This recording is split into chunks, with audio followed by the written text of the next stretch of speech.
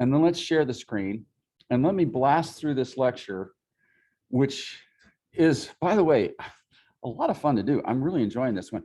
This is comparing the two primary campaigns of Donald Trump versus Joe Biden, right?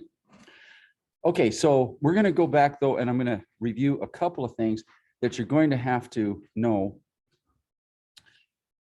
This is James Comey, FBI director, 9 days before the election. What did he announce?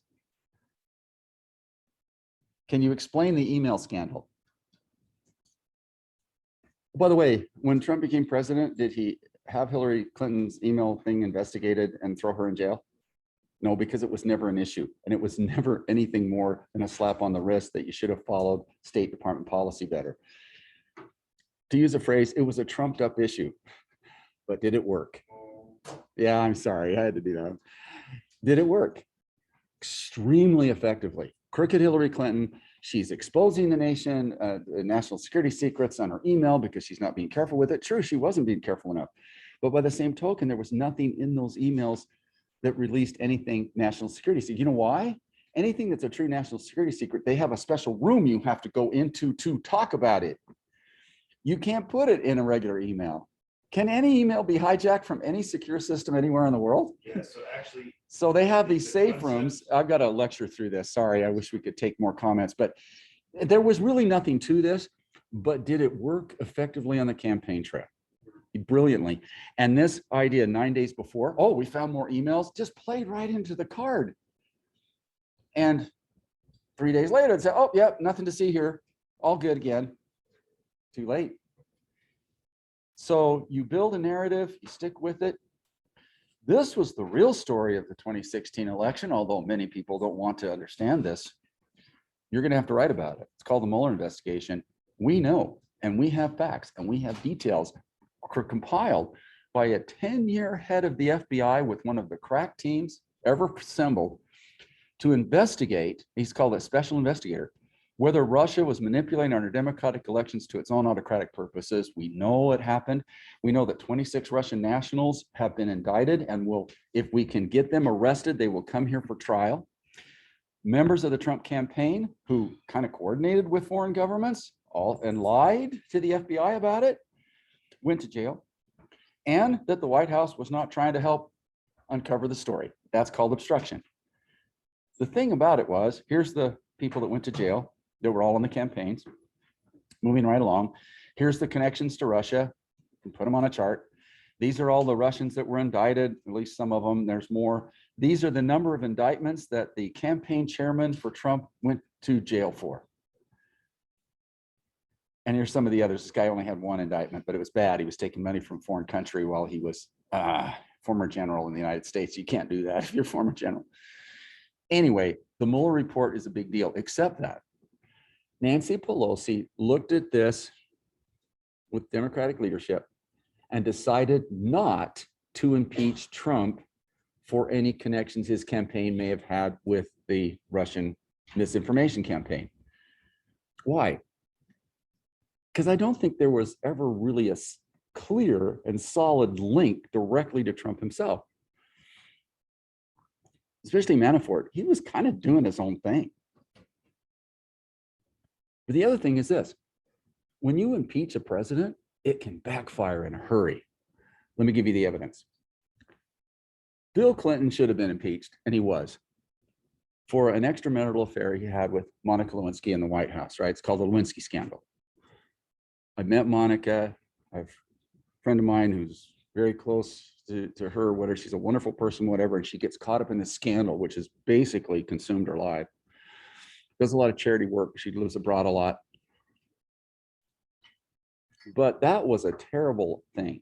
However, he wasn't removed from office, and the way the Republicans played it, the American people said, yeah, he's a bad guy, but you're just using this to politically destroy his presidency, and it backfired. And he won re-election easily. When you impeach somebody, you better be sure.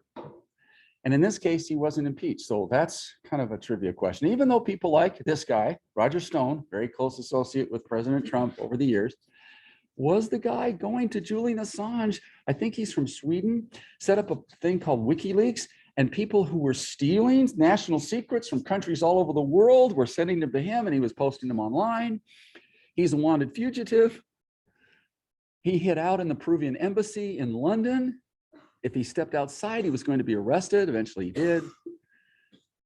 But the emails that were hacked, that were stolen from the Democratic committee, see, these are separate emails. These are not Hillary's emails. These are her campaign staff talking about the campaign. They get there and they get hacked and they get given to Assange and he posts them. And oh, by the way, a lot of those emails had been altered. He went to jail for that. And all of them were pardoned by President Trump before he left office. Okay. But I don't think any of that played into this election. I think Hillary Clinton was just a terrible candidate. People were not enthused by her. They were enthused by Bernie Sanders. Both political parties, Republican and Democrat, had gone into an anti-establishment mood. They wanted something else. Let me just state it clearly. Since pretty much 1980, in nearly every election since then, all the way to 2016, there had been either a Clinton or a Bush on the ballot.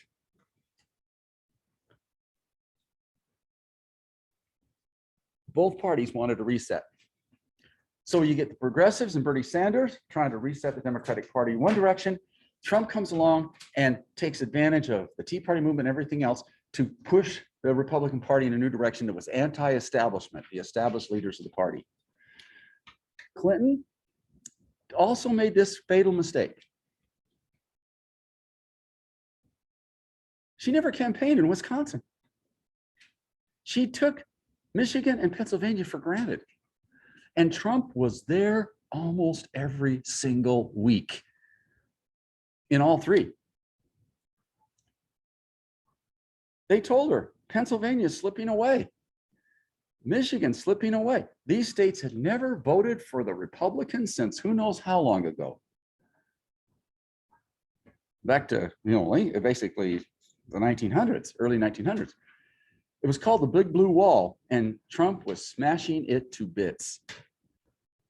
Trump won one of the most impressive victories the Electoral College we've ever seen.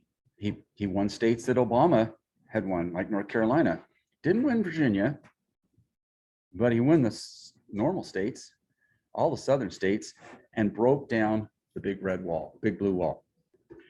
All right, well, Clinton then loses 227 to 304 in the Electoral College. Now, Donald J. Trump, as you know, lost the popular vote. How many presidents have lost the popular vote and went on to become president because of our Electoral College system? That's right. Adams, Hayes, Harrison, Bush, and Trump. Only one of them got reelected, and who was that? Bush. All right, now, if you don't win the majority of the people, you start with a strike against you. That's pretty obvious from the data. So to become reelected, you've got to do a great job. And Trump kind of was jogging along for 3 years and things were going pretty well, actually, until what hit? And then the economy collapsed. More people lost their jobs in a year than any other time. And he didn't really seem to have a good strategy to get us through this nightmare. Now, here's the thing, right?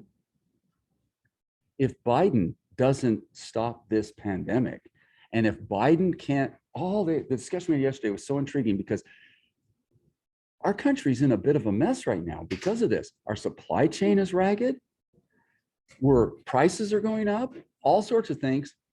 The coronavirus could end 2 presidencies back to back and make both men a one-term president.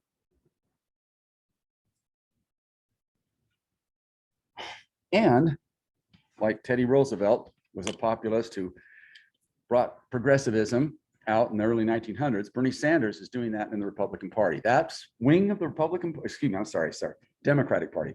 That wing of the Democratic Party is getting bigger and stronger by the day. And we haven't seen this kind of massive enthusiasm of a populist candidate. Now, by the way, both Sanders and Trump are populist candidates. The last time we had somebody like this that really inspired voters to turn out that hadn't turned out before was this guy, William Jennings Bryan, in the late 1890s, early 1900s. He was a populist. He represented rural values back when still about 40, 50% of the population was still rural. He also believed in religious-based education, very much a religious person. He wanted to help poor farmers against the business interests get a break. Get cheap loans. Loans were expensive because we were on a gold standard and there just wasn't enough money, whatever. And he gave a famous speech called the Cross of Gold speech. I don't know, did he talk about this in Christensen's class? Right? I think he does now. But this speech is really important. He said, let's get to the silver standard. Let's get off the gold standard. And let's use silver so we can get more cheaper money for farmers and stuff.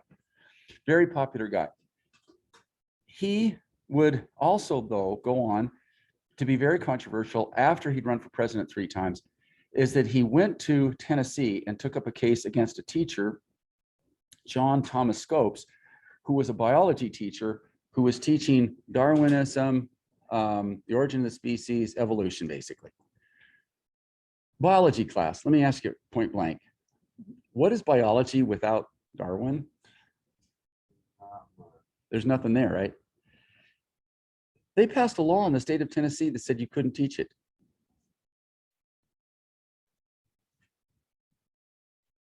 Because it's the Bible Belt. Now, I don't see where the two come into conflict, but I guess there you do. And their state legislature said he couldn't do it. So John Scopes kept teaching it. And he was fired from his job. So he sued to get his job back, thinking, hey, you can't tell a teacher that he can't teach biology and, you know, whatever. William Jennings Bryan took up the case against him and won the case. Scopes lost. It's called the monkey trial. It's one of the epic moments in history. Watch very carefully your society right now. We are in tumult.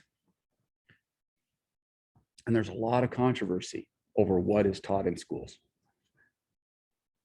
Now look, I'm good with that. We should have that debate. And if you want to change what's taught in schools, what do you do? And run for the school board. That's the way you do it. And so but in this case right here, this is an interesting dilemma, isn't it? Dig into that on your own time. It's not on the study guide, but it's a fascinating case. But that's kind of represents William Jennings Bryan. Look at how the elections went in our history. I love this graph. Going back to the very first election, this is like George Washington. By the time we get to his re-election, voting is down. Now, by the way, this is a percentage of eligible voters. Back in this time period, only the rich elite and powerful had the right to vote. States set the rules for voting. But something happened between 1824 and 1828. And what was that? Who's this guy? Who's that candidate? Yeah? Is that Andrew Jackson? That's Jackson. Universal what? Something. You got to have this. I'm adding it to the study guide as soon as this period's over. Universal what? Universal basic. Who now gets to vote that never got a chance to vote before? Not everybody. Poor, uneducated white men, which is called universal what? White male suffrage. Suffrage means the right to vote. Women wouldn't get that right for another 80 years.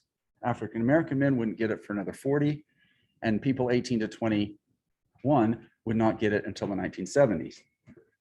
So this was the beginning of true democracy. It was a big moment in world history because more people could vote in the United States than any other country in the world at the time. But it still wasn't good enough, right? Nevertheless, the Democratic Party that created this, right, under Jackson, they got a big high turnout. But then the opposition forms the Whig Party, and using the same kinds of techniques and tactics, populist style, that were used by the Jacksonians, look at the turnout all the way through. By the way, this is, let's do Lincoln. Lincoln was right here. His re-election, it was down a bit. Then this was U.S. Grant, then down again.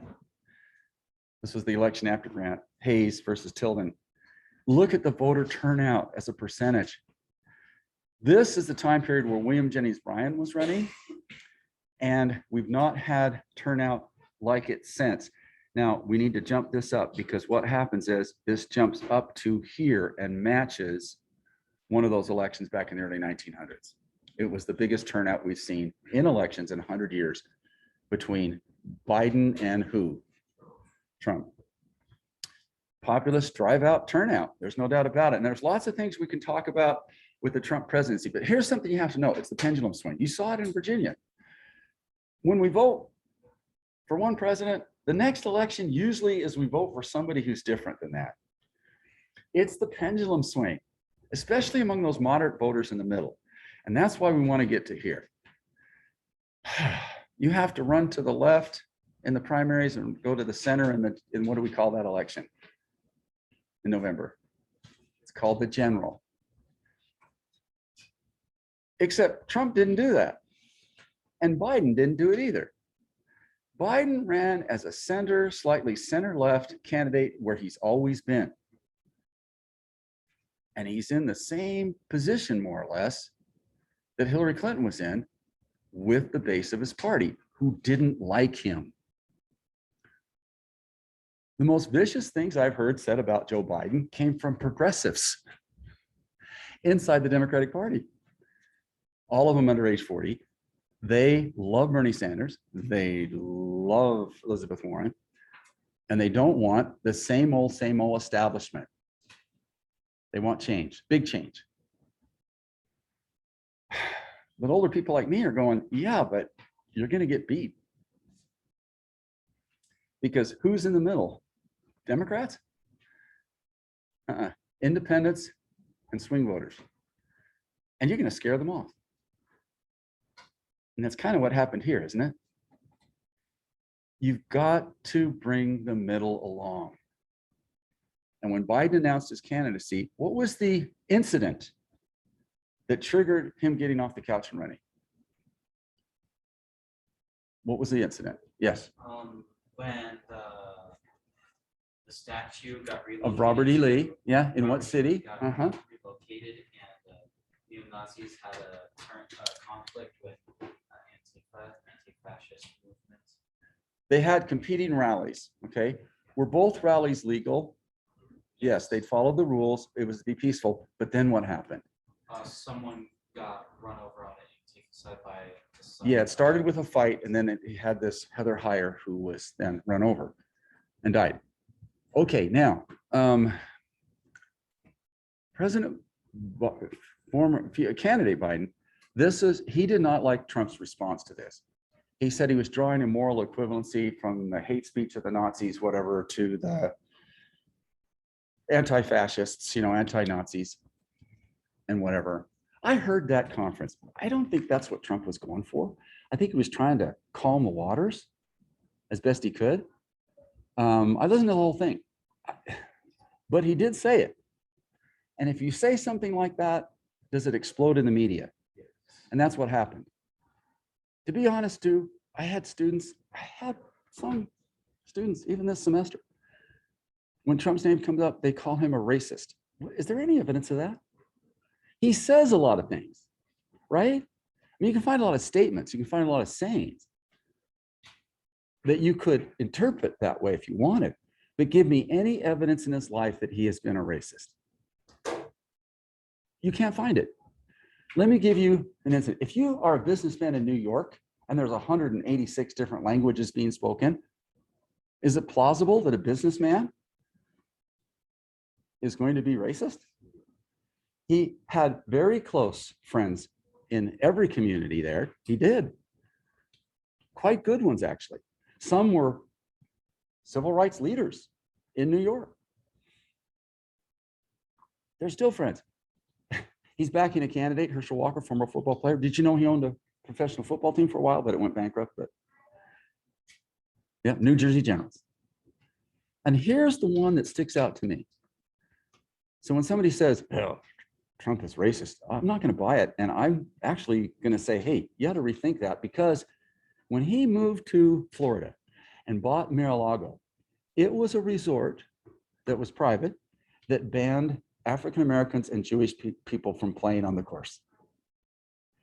Nearly every private course in that county did not allow Jewish players or African American players on the course. Only one did.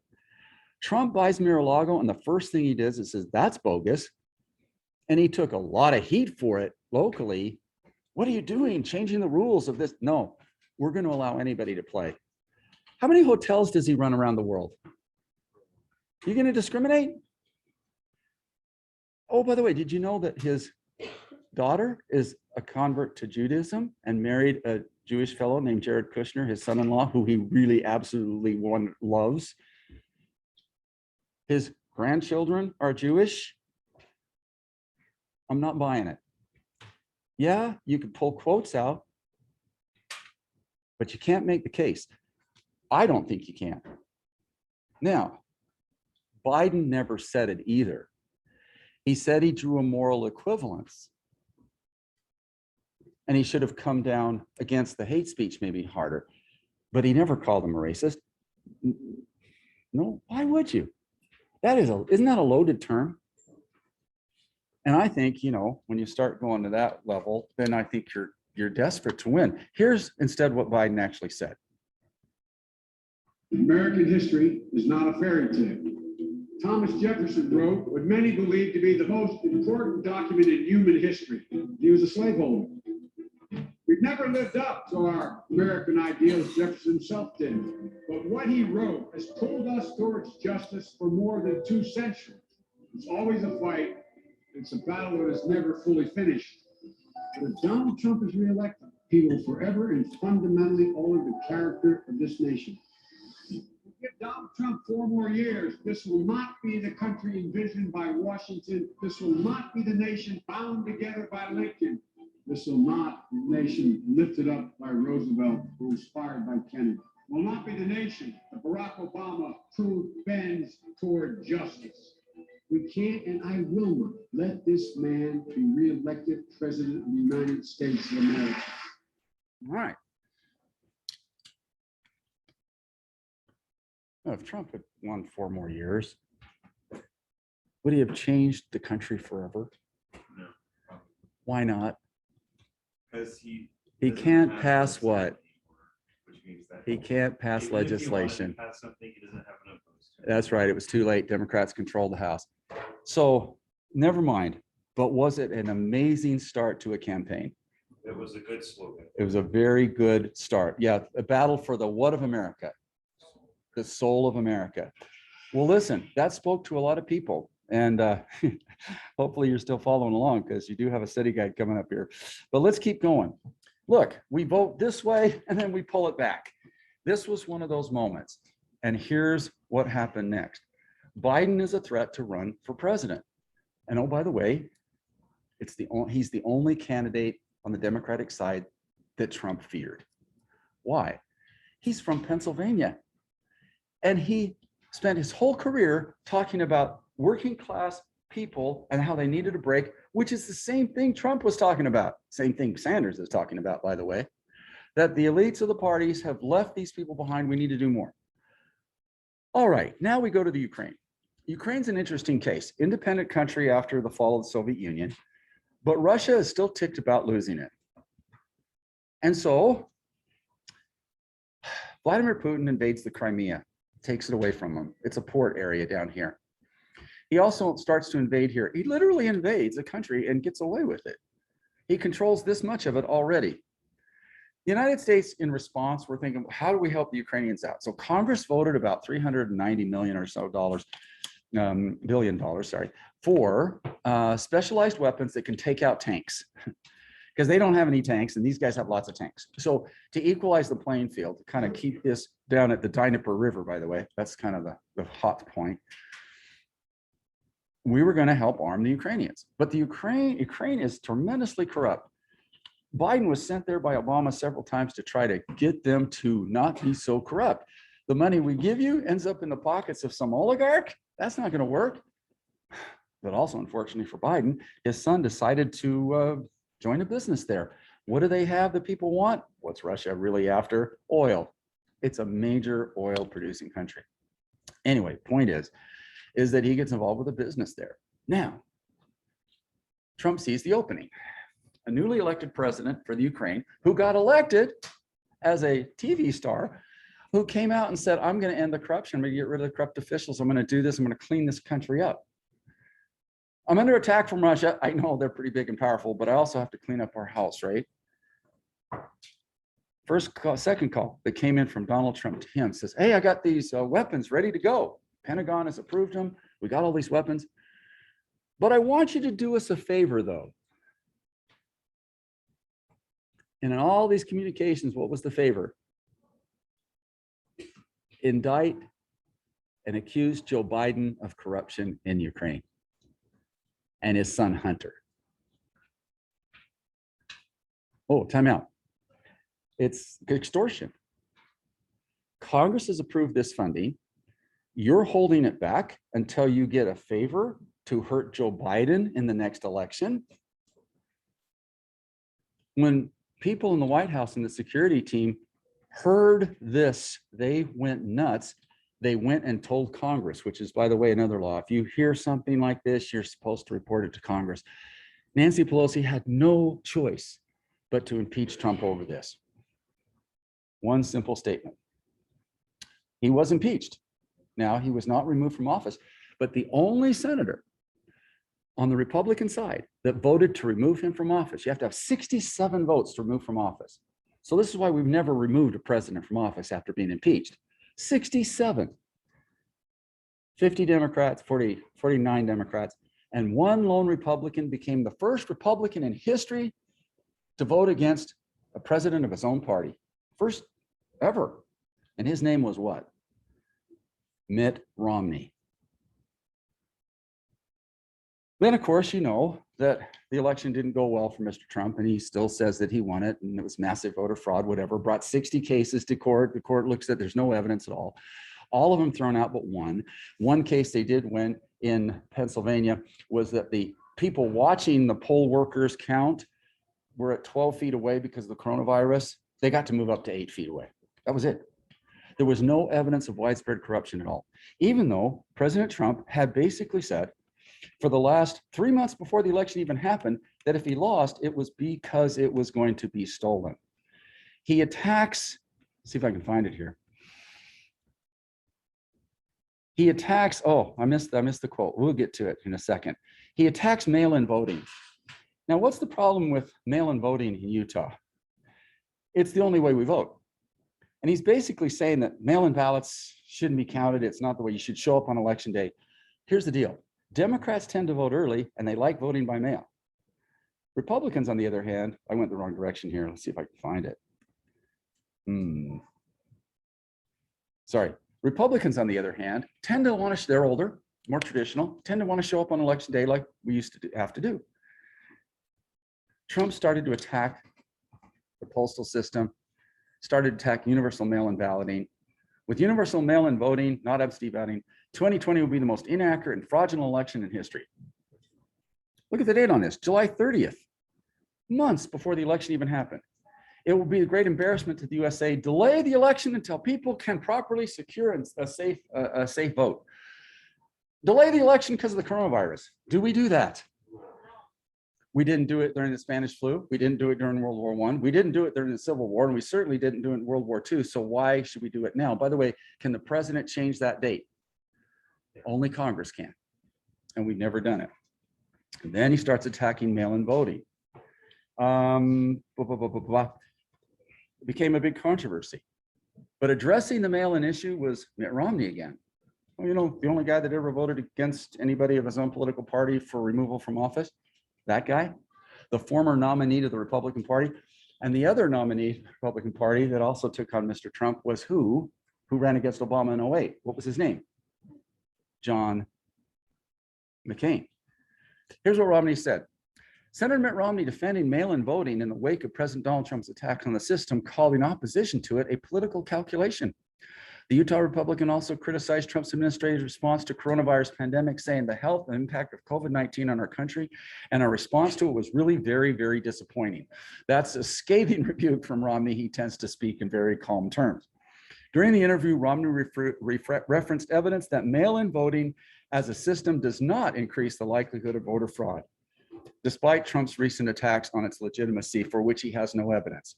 Quote, in the case of voting by mail, the good news is if there was some allegation of impropriety, you'd be able to get the ballots and look at them. It's a paper record you can look at. Where anyway, this scandal was going on as Biden's trying to get the nomination. Now let's talk about the Biden nomination briefly, but you have to answer a question on this. Biden ran for president twice before, lost both times. While a great debater, when he debated Obama, he cleaned Obama's clock in that debate that I saw with him. Wow. Well, you guys saw Biden was able to handle President Trump in that debate, right? A lot of other people couldn't do that. Biden's pretty calm under that kind of pressure, but he'd never won a primary state ever. He went to Iowa in 1988, lost. He went there in 08, lost. He lost in New Hampshire. He just would drop out after losing 2 or 3. What's different this time? And I got to tell you, there was not a lot of enthusiasm for Joe Biden in the Democratic Party. We look at it now and say, oh yeah, it was obvious. He was the guy. That's looking back on history and rewriting it. In that first debate, he got his clock cleaned by Kamala Harris. Now, she's not in this photo, but she would have been in that debate. Here's Bernie Sanders. This guy had all the enthusiasm. Pete Buttigieg, the first openly gay candidate ever to run for president, by the way, and youngest. Yang, what a great candidate, Silicon Valley kind of guy. This is the darling of the progressive movement, Elizabeth Warren, and so on, and some really good candidates, to be honest with you. We go to Iowa, we go to the first primary, and Pete Buttigieg wins it. Sanders came in second, a close second, but remember, only the top 3 get delegates, right? So Joe Biden suddenly finds himself in a smaller field, where who found himself in the 2016 election for the Republican side? No, Trump took second. Cruz won first. Jeb Bush. This is a bad place to be. Just ask Jeb Bush. All right, then we go to New Hampshire, and you got to know them in order, right? New Hampshire, this is Bernie Sanders' backyard. He's from Vermont. He wins it with 46%. Now, to his credit, at least he got a 20%, less than 20% second place here, but this is not going to get you the nomination. Right now, Bernie Sanders is sailing to the nomination. He also wins Nevada. So then we skip to the 4th one, South Carolina. And something changed. What you should know about the South in general, African-American voters in the South, which are the key to the Democratic Party nomination process in the South, African-Americans in that grew up on the civil rights movement, grew up with Martin Luther King, they show up in primaries and they vote. Even though their states are going to go for the opposition party in the general election in November, they have a big say in who the candidates are. It's like Utah had a say in the Democratic side. We voted for Mitt Romney, but our delegates from the Democratic side went to Obama. This is an important thing. What caused the switch? It was one guy. His name's James Clyburn. Let me say that slowly. James Clyburn, a civil rights icon in South Carolina, member of Congress, one of the highest ranking members of Congress. He looked at the field and says, too liberal for the voters in the South and for conservative, especially older generation, African Americans. African Americans wanted to win this election, and they knew that Sanders could cost him the election. So he gives a speech and he endorses Joe Biden. It was a great speech. I wish we had time to hear it. Darn it, we're out of time already. But nevertheless, that endorsement, African Americans who went to the primaries that night gave Biden the win, 35%. Sanders was shoved to 14. Kamala Harris, a very popular candidate, but was put to 12 because they saw Biden as the chance to win. Now, what happens after the big first 4 states? What happens next? Super Tuesday. Now, here's what's going to happen in the next weeks. Super Tuesday is based largely in the South, where the African-American vote again was decisive. North Carolina, Virginia, South Carolina, Tennessee, Alabama, Arkansas, and Oklahoma, Minnesota, Maine, Massachusetts go to Biden. Sanders kept rolling up wins. He won California, Nevada, Utah, Colorado. But now we get to Texas, the all-important state of Texas, second most delegates of any state. And all of the candidates drop out and support Joe Biden, but Bernie Sanders. Sanders stayed in it, managed that night to pull in Colorado, I think, and Utah too, I believe. But Texas went for Biden. They unified. Unlike the Republicans in 2016, where you had the former nominee Romney, the former nominee John McCain coming out against their candidate, here it's unanimity. Bernie Sanders then met with Joe Biden and they talked it through. And Biden says, yeah, we're going to take some of your stuff. We're going to, they were even thinking a cabinet position, but they decided he'd be better off supporting it in the Senate. And Biden listens to the rest of his party, even though his tendency is to be more toward Joe Manchin. And he wins going away. Sanders did what he didn't do with Hillary Clinton. He supported Joe Biden and asked his voters to vote for Biden. They did. They bit their tongues, they bit their lips, and they voted for Biden because the goal was to end the Trump presidency, and they succeeded. But here's the deal. Joe Biden is a very weak president politically because his base is more progressive and they want more. How much money do they want out of this big infrastructure bill and this big human infrastructure bill? 3.5. What are they going to get it? They already feel disappointed by him. But he knows he can't get it passed unless he can keep his party together. If Biden can't get those laws over the finish line in the next few weeks, his presidency could be toast. And the coronavirus will have taken yet another president off the field. The hangover from COVID, even once we get through all of the spread and the hospitalizations and everything else, the economy is struggling. We got inflation, we got supply chain problems. We found out how weak our ports are. If we don't then make an economic turnaround and a social turnaround, we're going to go through another period of instability, and the next election is going to be as raucous as the last two. So this is kind of what's at stake for Biden. If he can't bring it together, he's gone. But there's one more story I have to tell you. One of the promises, part of why Trump lost is he made a lot of promises and didn't get any legislation passed. He didn't follow through. The vintage case, and I'll get to the slide here in a second, I apologize for not moving these slides in a more propitious order, was this story here. And if I told this class this story, I've got to repeat it for the lecture. Since Obamacare was passed in 2010, Republicans have been trying to kill it. By the way, it's really popular right now, got to be honest. It wasn't at the beginning. John McCain himself campaigned against it for years. This is over a decade. And then the chant became, on the Trump campaign, repeal Obamacare, repeal Obamacare. Apparently it's bad that people have health care. I don't know what the deal is there, but I can't figure that one out. But I do know that he said repeal and replace it with, quote, beautiful health care. So guess what?